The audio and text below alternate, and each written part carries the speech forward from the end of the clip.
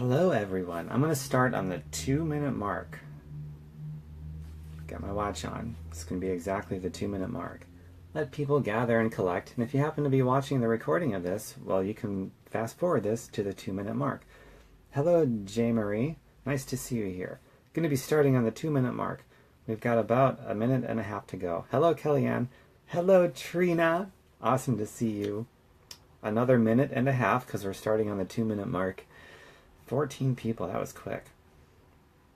So we're going to start in a minute and 20 seconds. Hi, Cynthia. Hi, Bonnie. We're going to talk care of health. Health care, dyslexia 101. It's going to be great. And please feel free to share this. We got another minute and 10 seconds until we start. Really great to see so many people on this thing. And feel free to comment and ask questions. I feel like I have a really good grasp on this. A little less than 1 minute, and I'm going to get started. This is going to be pretty freaking sweet stuff I'm going to cover with you guys. Thanks for the hearts. I love the hearts. The like button is like impotent. Back when there was only a like button, that's fine. But now that there's a heart button, like button is really impotent. So hearts is where it's at. Another 30 seconds and I'm going to get started. Hello, Bonnie. And thank you again for those hearts. Another 20 seconds and we're going to get started. Still time to share this if you wish. How am I going to start it? I don't know yet. Something will come to me. Another 10 seconds and we're going to get started. 5, 4, 3, 2, let's go. So the care of health care, thank you, Bunny, for sharing this. Health care for everybody. Wouldn't it be great if nobody ever had to have another medical bill ever again, and your taxes never go up as a result of it? Everybody's covered. Medical bankruptcy, medical bills, no longer a thing of the past, and the care of health, the quality of it gets better, less wait times, everything is better. So it's like we can have everything a win-win-win for everybody except private insurance companies. But we'll get to that in a second. Hi, Kim.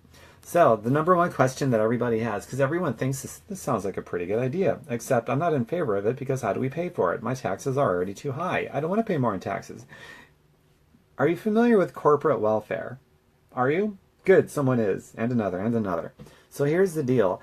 Does anybody believe that billionaires should be getting welfare of any kind? Does that make any sense to anybody?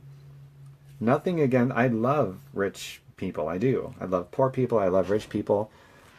Good for them. But do they need to be in a welfare program? No. That doesn't make sense to a single God-blessed person I've ever talked to. Doesn't even matter what political party they align themselves with. Nobody thinks that makes any sense at all, that we have a corporate welfare program. Do you know how much goes out to corporate welfare every year from taxpayers? Between $2 and $5 trillion. Not billion, not million. Trillion. That's 2,000 billions, 5,000 billions. Between $2 and $5 trillion every year goes to corporate welfare. That's how you pay for it. Do you know how much money it would cost to cover everybody? Single payer Medicare, that's the key buzzword. Single payer Medicare for everyone would cost less than $1 trillion. On a bad year, we do $2 trillion for corporate welfare. On a good year, upwards of 5. So take a bad year, $2 trillion. That means we can have everybody covered without raising anybody's taxes. You'll never see a medical bill ever again. Just take away corporate welfare, use it to pay for it. And on the low end, because it would cost less than $1 trillion, and on the low end they get $2 trillion, you'd still have $1 trillion, more than $1 trillion on the table after covering everybody. And that over $1 trillion could go towards things like, I don't know, an infrastructure program, could go towards college for everybody, or educational system. It could go towards medical research. It could go towards, I don't know, bigger tax breaks for the people who need them, like poor people in the middle class. You know, it's like the biggest duh ever. It's moral. I mean, it makes moral sense. Does it make any moral sense that billionaires get between $2 and $5 trillion every year? I love billionaires. I love them. I think it's great they're making lots of money. But most of them don't even want the $2 to $5 trillion. dollars in corporate welfare, but this is how we can have single payer for everybody. Because the first thing that everyone says is like, yeah, single payer, health care for everybody, Medicare for all, that sounds cool, but how are we going to pay for it? Corporate welfare is how. It would be totally covered, and there would still be over $1 trillion left on the table, and nobody thinks it makes any sense that billionaires get corporate welfare to begin with. It is the most irrational and immoral thing I think this country does, up there with other irrational and immoral things. But this isn't even like a polarizing thing. Nobody on the left or the right thinks that billionaires should be getting welfare money. We love that. I love billionaires, but they shouldn't be getting corporate money. It makes no sense. So everyone could be covered. Just medical bills, never a thing for anybody ever again, ever. Just pay for it with corporate welfare and still minimally have $1 trillion on the table for other things. So that's the biggest thing. So I'll add some little nuances to it, some other additives that would also make it even better, innovate it. So, by the way, if you dig this kind of stuff, my website is tomberkenmeyer.com. Just like it's spelled here on social media, take out the space, all lowercase, tomberkenmeyer.com. Hey, Shanta. Hi, Margaret. Good evening to both of you. Thanks for the love button, because the like button is impotent. Love is better. Okay, so in addition to corporate welfare paying for it, check this out. Do you know where the bulk of the government subsidies go to right now when it comes to farmers that grow toxic food that harms us and makes us pharmaceutical customers versus farmers that grow healthy organic food that increases the likelihood of not becoming a pharmaceutical company? Do you know who gets most of it? Or I'm sorry, all of it? It's the farmers that are not organic. The farmers that grow food that is harmful to human health and causes us to need pharmaceutical medications, they get 100% of the farm subsidies. The organic farmers and other farmers that grow healthy food that's good for us and creates a less likelihood we'll ever be a drug company patient, they get zero. In fact, on top of getting zero subsidies, they have to pay fees to label organic and GMO free and things like that. And that's why it is more expensive at the cash register typically to get the healthy food, where the cheap food that's going to harm you, it's cheaper.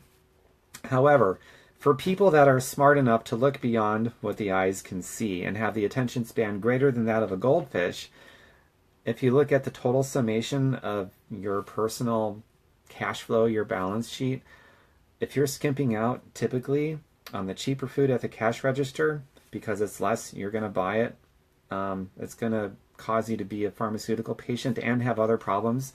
People that skimp out at the grocery store spend an average of over $100,000 more than they would otherwise because of healthcare related costs. So the net gain / loss is on the loss side. It's in the red. People that are poor, this is why people that are poor are typically poor in every aspect of their lives. They're going for the cheaper food, which ends up costing them everything. It's just like when you buy products that are made in China or someplace other than the USA, it's going to be cheaper at the register, sure, but you're going to save a few dollars at the register at the cost of everything, including your job and your health and everything else that you have. So that kind of savings at the cash register, if you exercise an attention span that's greater than that of a goldfish, and you're going to look beyond what the eyes can see, you're not going to want to save that nickel, dime, $1, $2 at the cash register on your food or on other things, whether it's food or non-food item. You're going to be more apt to buying made in the USA, and you're going to be more apt to buying local, organic, healthy whenever possible, because you're going to be at a net gain, because you're most likely not going to need the pharmaceuticals. You're not going to need to dish out the co-pays, and if you have no insurance, the all-pays, and other healthcare related costs that's associated with it. You'll spend over $100,000 more over the course of your lifetime than you have to. So you don't have to, but if you're going to be a logical person that wants more better for yourself, you have to start thinking about that. And that's why poor people generally are poor in every aspect of their lives, and people of wealth are typically, they've got wealth in every aspect of their lives. Typically, it's just a general guideline, so don't be sending me hate mail about these exceptions that you find, because nuances are everywhere, and to recognize nuances is a critical part of critical thinking. So obviously the answer beyond just corporate welfare paying for it is also switch the farm subsidies. The farm subsidies should absolutely be going towards the farmers that are growing organic foods that make us healthy, and less likely candidates to be pharmaceutical drug companies. So when you put your logic brain on and think about it that way, why would our government have the subsidies go towards the farmers that are hurting us, that devolve us into pharmaceutical customers? Because they're paid off by the pharmaceutical lobbyists to put the subsidies towards the foods that make us pharmaceutical customers. They make a lot of profits that way. So obviously that's why the government subsidizes the farmers that grows the foods that makes us drug company customers. See how that works?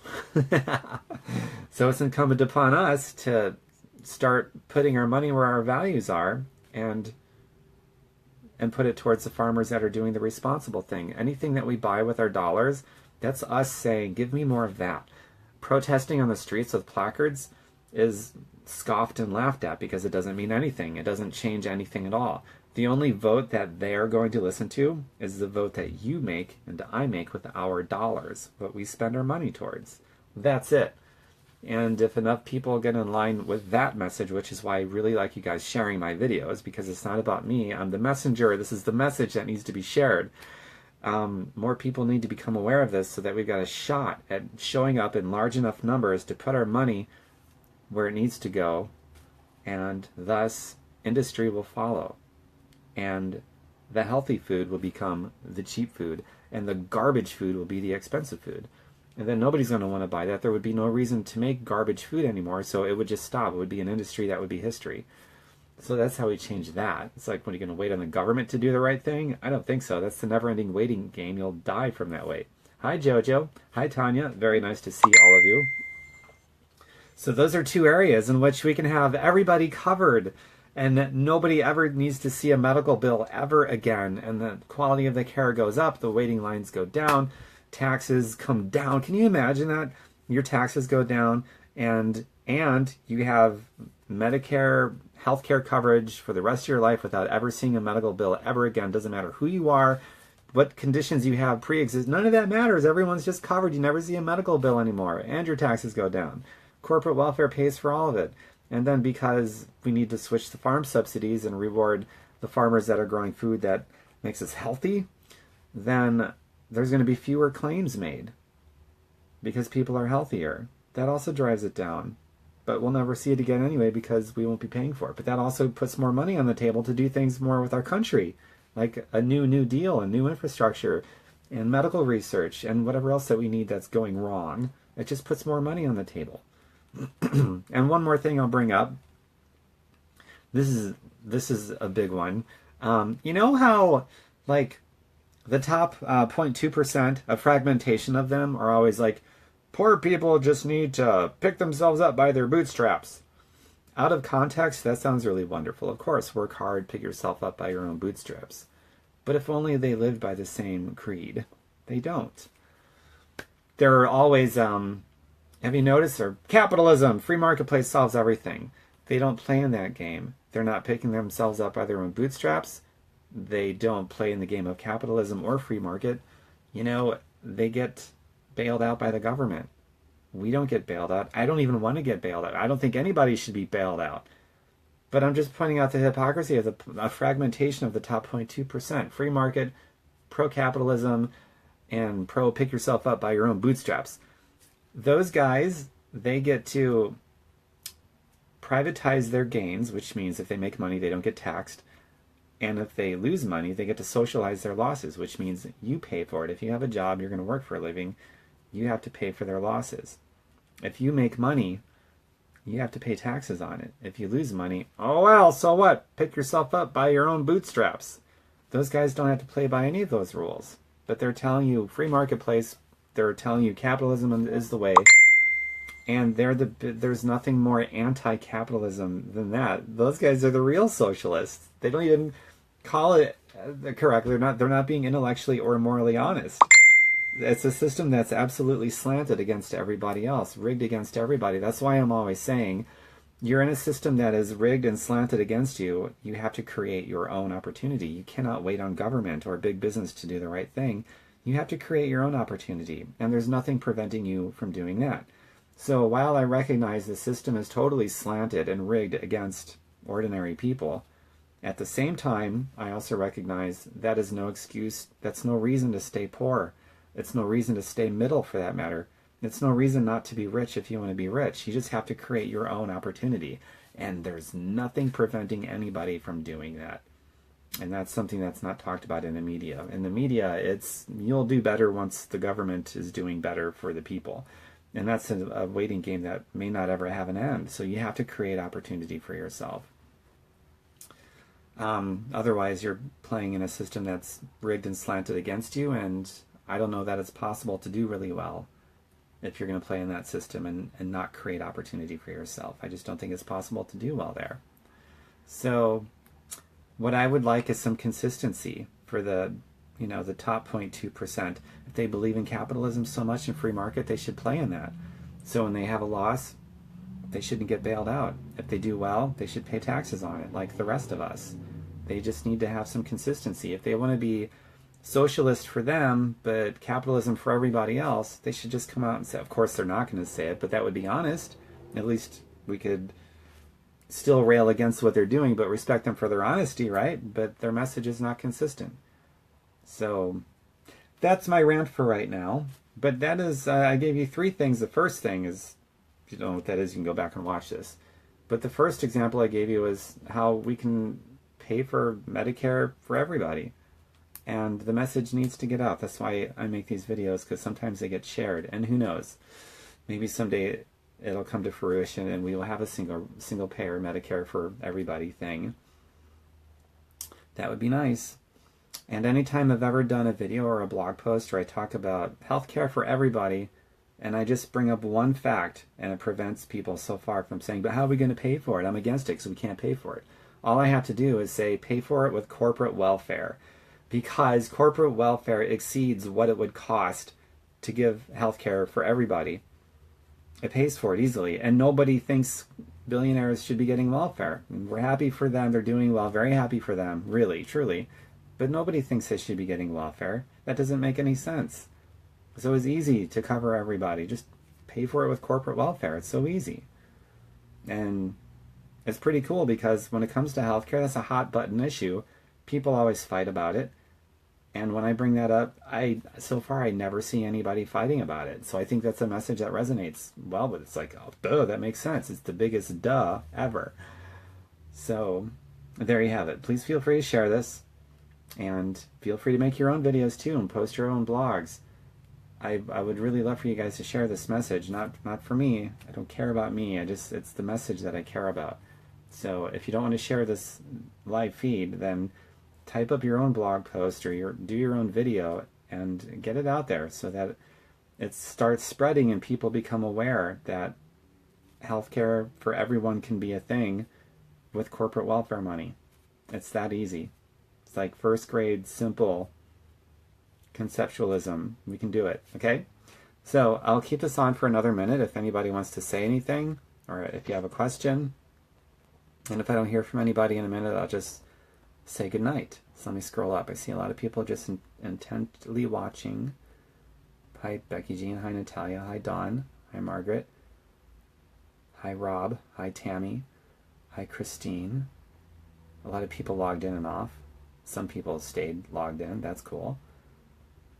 Becky says my MS Med is $15,000 a month. Holy shit, Becky, that's...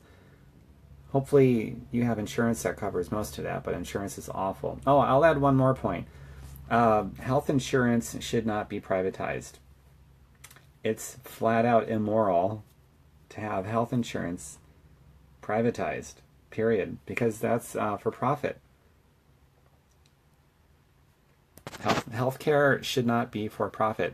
There's 2 things that I believe should not be for profit, and I'm as capitalist as anybody. I love capitalism. But there's a time and place for everything. Our prison system and healthcare should not be private. That is just flat out immoral on its face. Shouldn't be for profit. That's also why I'm in favor of a single payer Medicare healthcare system for everybody because it gets rid of for-profit health insurance permanently, and that's a good thing. Hi, Christine. Thanks for the hearts.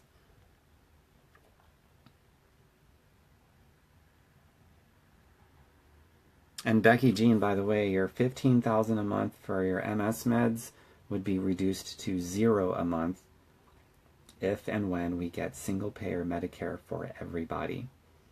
And your taxes would not go up, they'd likely go down, because after we get it paid for, there would, through corporate welfare, there'd still be over $1 trillion worth of cash on the table for other things, like maybe reducing taxes for people who aren't making a ton of money. It's so simple, isn't it? Hi, Annette, and everyone else. If you're just coming in now, you missed the whole thing. But as soon as I publish this to my page, you can go back and watch it, and I think you'll really enjoy it. Hi, Cynthia. Thanks for the hearts. And thanks to everybody who's already shared this video. I hope more of you share it. And my website, I've got tons of blogs about this and other issues. TomBerkenmeyer.com. Take out the space, all lowercase, TomBerkenmeyer.com. Yes, hello, Annette. I see you now. I know there's a slight delay. Okay, cool. Thanks for the hearts. So I'll give this another minute then. See if anybody else has anything that they want to say or add to the discussion. Hi, Dorothy. I didn't see you there. Hi, Autumn. We need to buy what we support. Yes, Autumn, we do. You must have sent that comment when I was talking about where we spend our money. It's like we're saying, give us more of that. Yeah, we need to buy what we support for sure. Shanta, are you still there? And Tanya, are you still around? Maybe another 30 seconds. And if the conversation is done, then I will say goodnight. Hi, Kellyanne. Didn't see you there. Thanks for the video. I agree. Thanks, Cynthia. It's amazing. This is like, have you ever seen a post about healthcare that didn't result in people fighting and taking things out of hand and making personal attacks and just being immature children? Apparently, I'm the only person that can post about healthcare and nobody fights. Hey, Elizabeth. Great to see you. So I'm on to something, friends. I want you to model this, not because it's me, but because I found a way to talk about healthcare that doesn't cause people to fight, but people are like, yeah, that makes sense. That makes total sense. I just never see people fighting the way that I lay it out, the way that I did in this video. So if you're not going to share this, I hope you do share it, because the message is important. But if you don't share this, I hope you get the conversations going on your page however you can. But model it after this one, because I never see anybody talking about healthcare in a way that doesn't result in people fighting and bickering and this and that. So this is obviously a good model.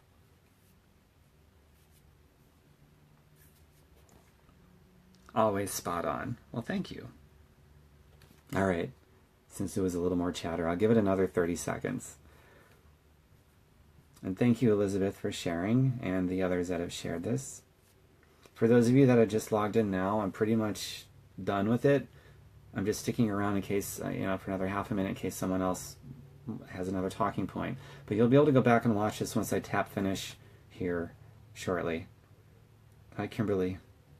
Welcome. I'm just about to end this, but you'll be able to watch this once I tap finish. It'll be available within a minute probably after I finish this.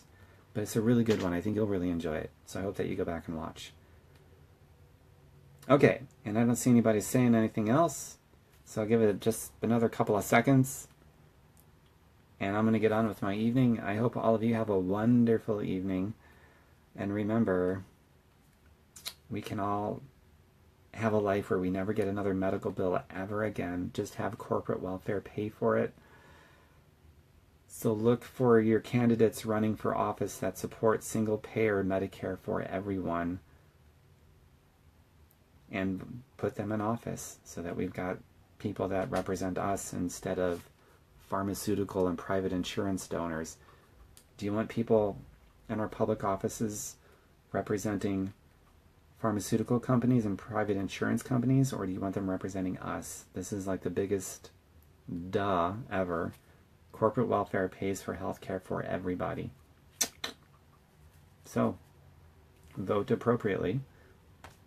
All right, signing off for now, guys. Take care. Bye for now. Mwah. And my website, tombergenmeyer.com. Many more articles about this, blogs and videos.